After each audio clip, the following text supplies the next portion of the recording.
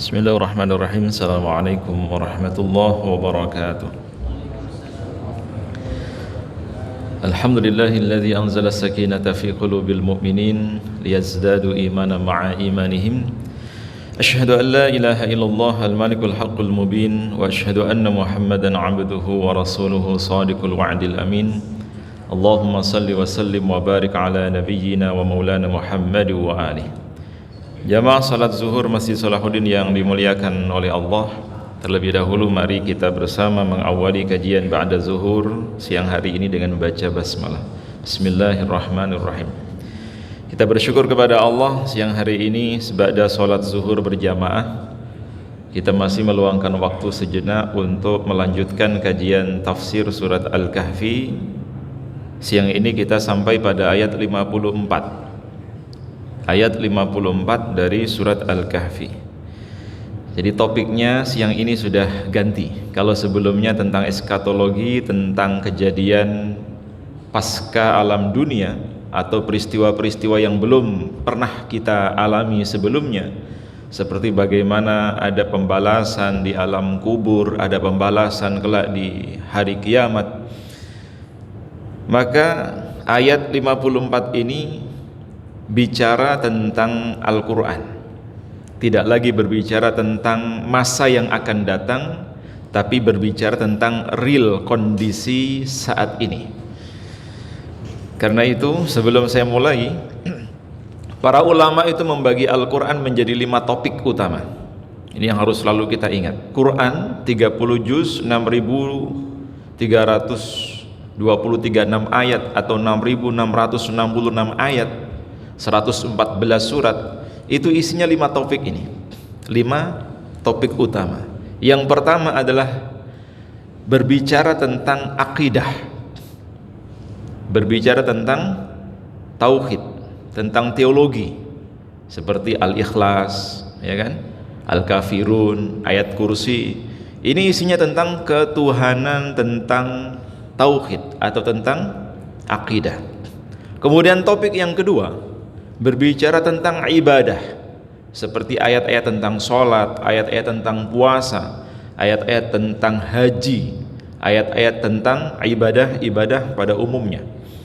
Kemudian topik yang ketiga berbicara tentang muamalah, transaksi jual beli. Bahkan di dalam Al-Quran itu ada satu ayat yang paling panjang, ayat 282 surat Al-Baqarah, itu satu halaman, hanya satu ayat. Isinya hanya tentang hutang piutang. Isinya hanya tentang transaksi hutang piutang. Ada juga transaksi ribawi, transaksi gharar, palsu dan seterusnya. Itu masuk dalam kategori muamalah. Kemudian topik besar yang keempat adalah tentang jinayat. Jinayat itu hukum pidana. Ada yang bisa direalisasikan di zaman sekarang, ada yang benar-benar direalisasikan di masa Rasulullah, ada yang meyakini zaman sekarang pun harus tetap direalisasikan karena masih relevan. Contohnya apa? Wassariqu wassariqah, ya, orang yang mencuri dipotong tangannya. Dan ini ada wacana untuk para koruptor, sepertinya efektif, katanya begitu. Tapi memang jinayat, ini Quran. Seperti juga misalnya hukuman bagi orang yang berzina ya dirajam, hukuman bagi orang yang membunuh ya diqisas. Ini adalah jinayat, tapi porsinya sangat sedikit. Hanya saja bagi orang-orang yang tidak suka Quran, yang sedikit ini dibesar-besarkan, seolah-olah Quran itu isinya mung kayak gitu-gitu aja. Padahal tidak. Yang hanya berkaitan tentang jinayat itu porsinya hanya sekitar 2% atau 2,5%. Hanya itu. Itu pun tidak serta-merta langsung eksekusi. Misalnya ada kasus pembunuhan, memang hukum asalnya orang yang membunuh ya diqisas, tapi kan ada pengampunan, ada membayar denda. Kalau pihak keluarga mengampuni ya udah nggak usah diqisas. Perzinahan pun seperti itu, tidak tiba-tiba langsung dirajam, langsung dieksekusi, tidak. Prosesnya panjang. Sampai Nabi itu pernah tidak mau merealisasikan keinginan seorang perempuan yang datang kepada beliau untuk diqisas. Padahal perempuan ini yang mengakui, pelaku dan pengaku. Dia mengatakan, ya Rasulullah, saya telah berzina, qisas saya. Nabi pura-pura nggak dengar. Beliau berlalu begitu saja. Tapi ngejar terus ini perempuan, ya Rasulullah, saya berzina, qisas saya, rajam saya. Karena yang minta ini si perempuan, padahal Nabi loh, Nabi itu kan saat itu hakim atau pemimpin tertinggi. Beliau tidak merealisasikan itu karena ada sisi-sisi humanisme, kemanusiaan, keadilan sosial. Sampai pada akhirnya si perempuan ini ngejar terus Rasulullah. Akhirnya beliau mengatakan, ya udah, tunggu sampai engkau lahiran. Berapa lama ini Pak? Dari proses berzina sampai lahiran itu sehari 2 hari atau beberapa bulan? 9 bulan lebih. 9 bulan 10 hari. Dan benar, setelah bayi perocot, bayinya ini dibawa ke Rasulullah. Ya Rasulullah, ini buktinya. Ini hasil hubungan gelap, hasil kumpul kebo, saya berzina. Ini anaknya, qisas, rajam saya. Kata Nabi, jangan dulu, susui anakmu sampai engkau menyapihnya. Berapa tahun nih? Ya, 2 tahun.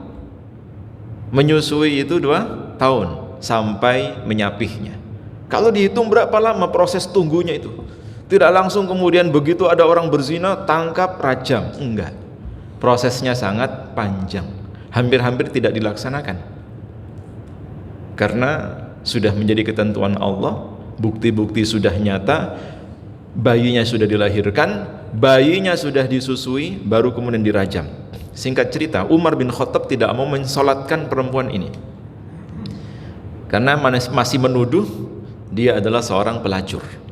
Tapi apa kata Rasulullah, wahai Umar, bagaimana engkau tidak mau mensolatkan seseorang yang telah bertaubat kepada Allah, seandainya taubatnya itu ditimbang, taubatnya itu dikalkulasi, dihitung, itu bisa menyamai penduduk Madinah.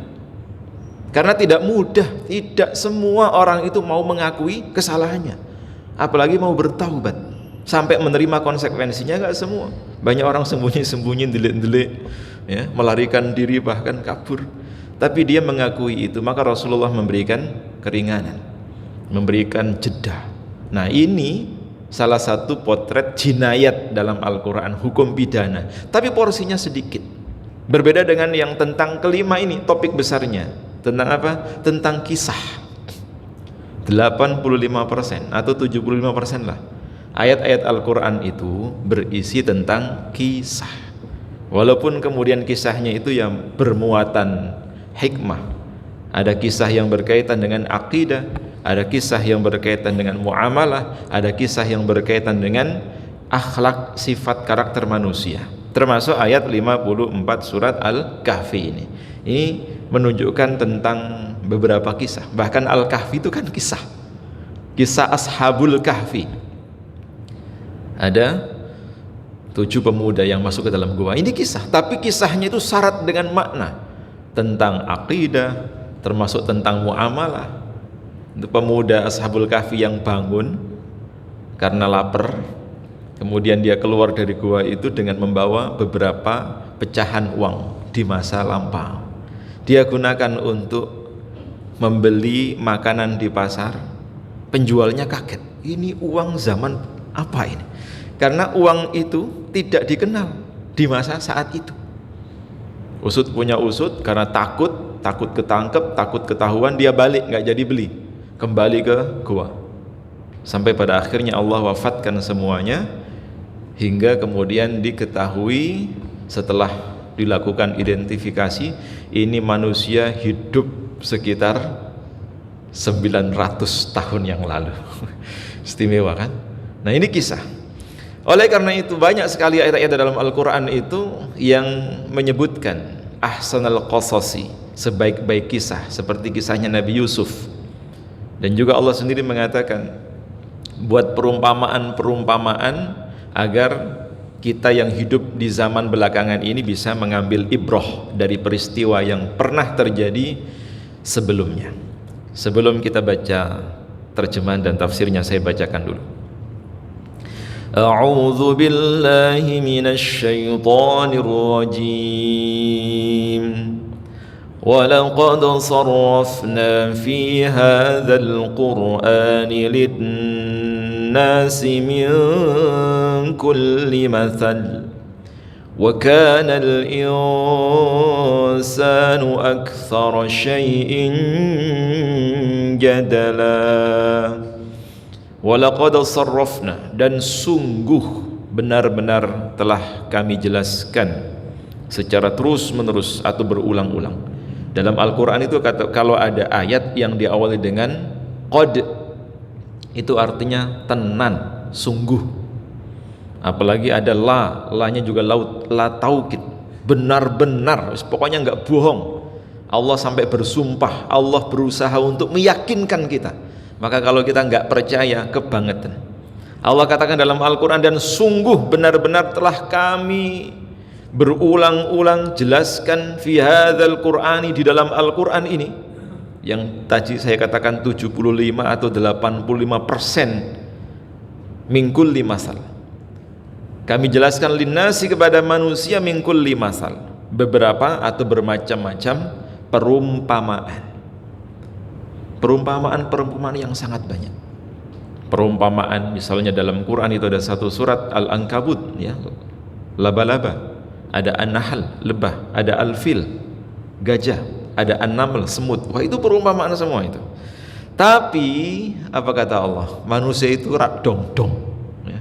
Wis dikei informasi berkali-kali tetap, ya, hasilnya nol.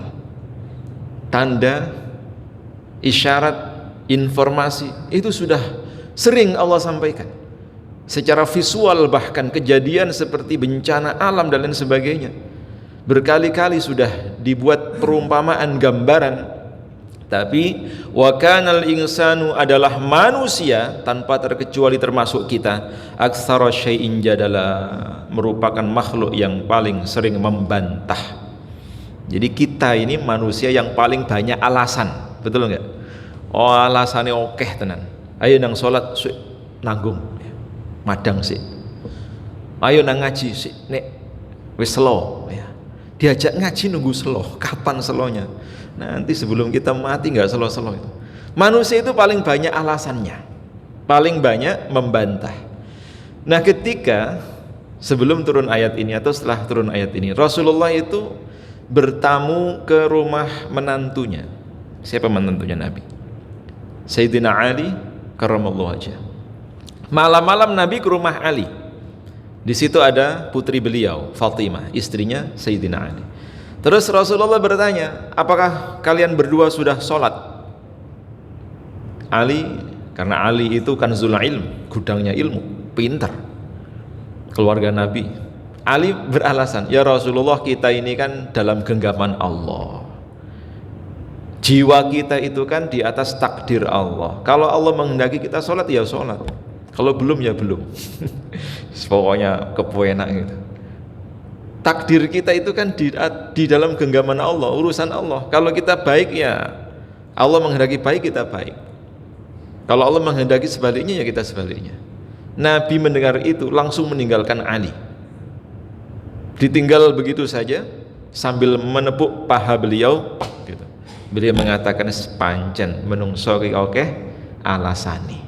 Manusia itu banyak beralasan, banyak menghindar, banyak beralasan, banyak membantah. Ayat ini benar. Betapa banyak di antara kita yang sering menunda-nunda kebaikan karena alasan. Alasannya macam-macam. Alasan kesehatan, alasan keluarga, alasan faktor ini, faktor itu. Oleh karena itu, kesimpulannya, setidaknya di dalam Al-Quran yang sudah begitu banyak kisah ibrah, perumpamaan-perumpamaan yang akan terus-menerus terjadi berulang-ulang. Kisah Fir'aun itu akan terulang, kisah Qarun akan terulang, kisah-kisah orang-orang terdahulu juga akan terulang terus sampai hari kiamat. Maka hendaknya semua itu kita jadikan sebagai ibrah. Sesegera mungkin kita memenuhi panggilan Allah, sesegera mungkin kita melaksanakan perintah Allah tanpa banyak alasan, tanpa menunda-nunda. Karena termasuk amalan yang paling dicintai oleh Allah adalah amalan yang disegerakan, dan dilakukan secara kontinu walaupun hanya sedikit. Itu yang disebut dengan fastabiqul khairat dan istiqomah. Mudah-mudahan yang sedikit ini bisa kita pahami dan kita amalkan. Insyaallah akan kita lanjutkan pada pertemuan yang akan datang, ayat ke-55. Kita akhiri dengan doa kafaratul majlis. Subhanakallahumma wa bihamdika asyhadu an la ilaha illa anta astaghfiruka wa atubu ilaik. Assalamualaikum warahmatullahi wabarakatuh.